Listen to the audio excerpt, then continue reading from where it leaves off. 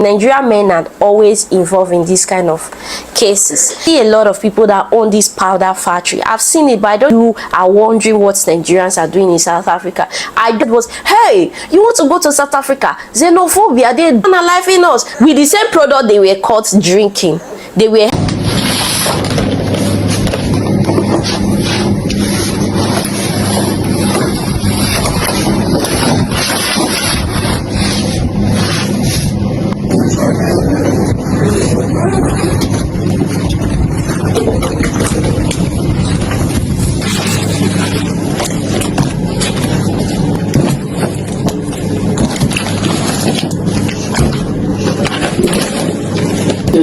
Let us hear you, please. 10, 11, 12, 13, 14, 15, 16, 17, 18, 19, 20, 21, 22, 23, 24, 25, 26, 27, 28, 29,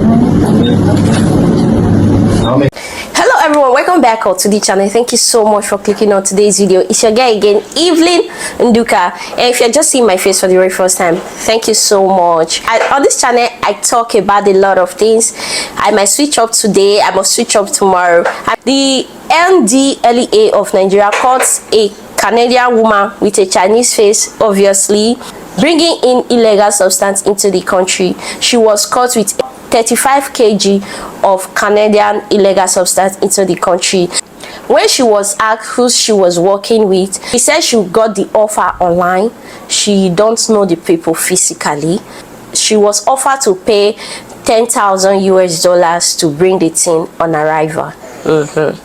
To deliver on arrival, so she was caught. Well, as you can see on the video, the way the thing was packaged, you can tell that they are not even trying to hide the substance that they were bringing into the country, because it was not even hidden. They just packed it into this suitcase.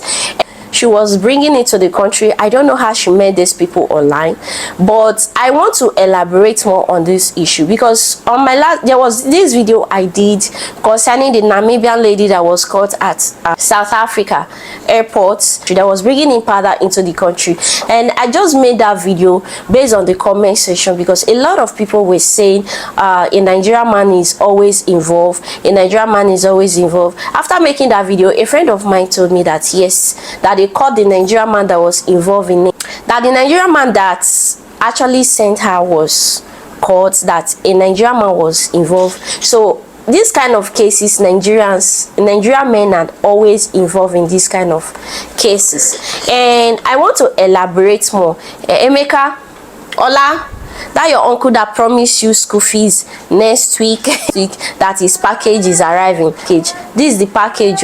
This transportation of illegal substances into the country, especially by Nigerians, I've never really dive into it, so I don't want to be defending things that I'm not sure about. With this one, she was promised money. Obviously a Nigeria is involved. I also want to talk about how people keep blaming, oh, Nigerian men this, Nigerian man that. These ladies are doing these things willingly because of the money. They promise them money, they do it, but when they are caught, the person that said them is to blame. Yes, the person that said them is to blame, but if not because of the greed, because of the money, they won't be using this type of people. This lady will be a victim. It's our time we start holding these people accountable for anything they do. As long as the man is not caught with them, this lady is to blame. So we need to start holding these ladies that are doing this stuff accountable. Imagine this lady, she's an Asian woman, probably a Canadian citizen by migration or by birth, but obviously she's an Asian lady, and she's going to go to prison in Nigeria. Yes, a lot of the comment section, people will say, among all the places you choose to go to prison in Nigeria, let me give a big shout out to Nigeria and the NDLEA. They are doing an amazing job every week. In fact, every week you will see a good bust, whether international, whether leaving the country or transportation into the country. They are doing their job. There's this powder lord that they busted in Nigeria. If they escape in SA, South Africa, they will probably get bust in Nigeria. And he confessed that he learned the business in South Africa. In South Africa, this powder business is a multi-billion-dollar business. A lot of people own the factory. Yes, we see people. Yes, we see a lot of people that own this powder factory. I've seen it, but I don't just want to do a documentary on it. I feel like it's none of, I don't care more, because it's not, I just want to talk on something that is related to me. So he confessed that he learned the business. A lot of people that go to South Africa, when they leave South Africa, the way they behave, you will know that they've been to South Africa. They are into powder a lot, because they learned it from there. And some of these white people that own the factory there actually teach them.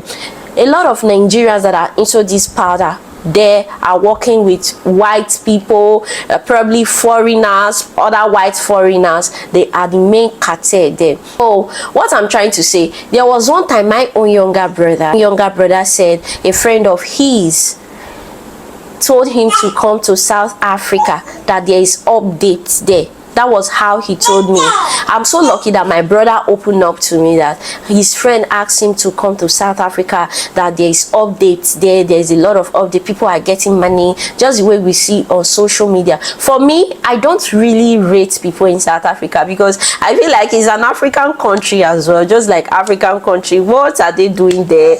That's what a lot of Nigerians would do say, not just me. A lot of Nigerians that see people in South Africa, they just wonder what Nigerians are doing in South Africa, just the way you are wondering what Nigerians are doing in South Africa. I don't rate a lot of Nigerians that are in South Africa. So my brother told me that his friend is inviting him to come to South Africa, that there's updates there, people are making a lot of money in South Africa. The only thing I said, even before I started talking about this was like 2 years ago. And when he told me, what I said was, hey, you want to go to South Africa? Xenophobia, they are not good. They do this. But I never knew that majority of what people do in South Africa is powder.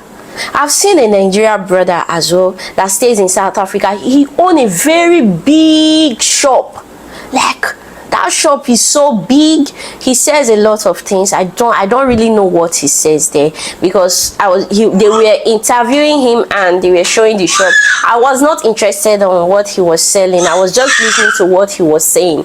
And he said when he came to the country, he brought a lot of chain, like necklace, jewelries, and he was selling a lot of jewelries in the country.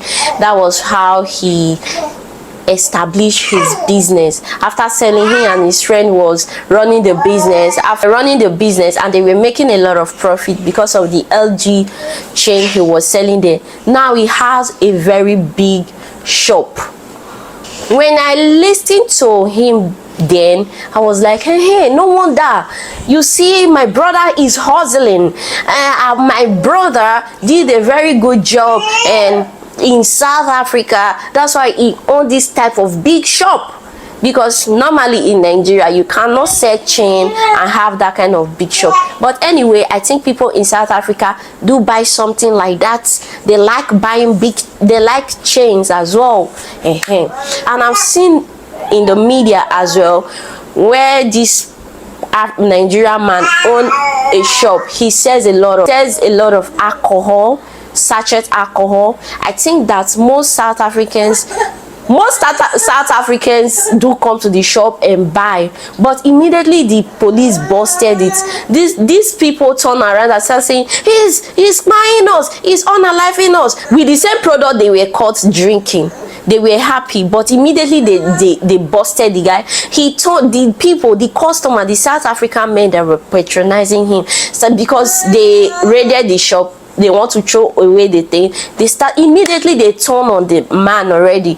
Immediately they turn on the man and they were saying he's unaliving us with this product, he's unaliving us. So that's the main reason that a lot of us Nigerians, when we see such a thing, we are like, oh my god, these people lie too much, they lie too much. Because in that scenario, we saw that these people were the customer, they loved the drink, they were drinking the sachet drink there, but when the table turned around, they instantly turn against the man. So that's the main reason why a lot of people say, oh, South Africans are jealous. Because if you're patronizing someone and he's your customer, when he is in that position, you can easily say, oh, it's just an alcohol, it's not an alcohol, we just drink it, we like it. At least they will save him in that moment. But instead they turn against him. He's a foreigner, he's unaliving us with this product, he's doing this with this product.